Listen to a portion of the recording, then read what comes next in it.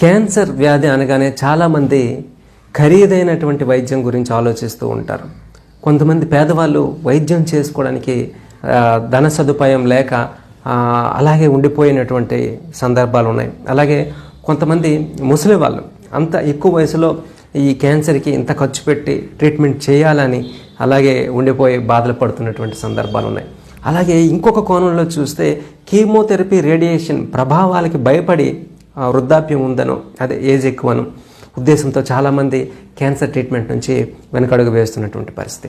కానీ చాలామందికి తెలిసింది ఏంటంటే ఈ కీమోథెరపీ, రేడియేషన్, ఇమ్యూనోథెరపీ ఇవి మాత్రమే అందరికీ ఇప్పుడు అందుబాటులో ఉన్న ప్రధానమైన థెరపీస్.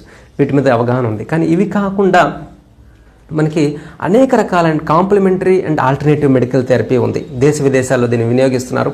అద్భుతమైనటువంటి రీసెర్చ్ ఉంది. Metabolic care therapy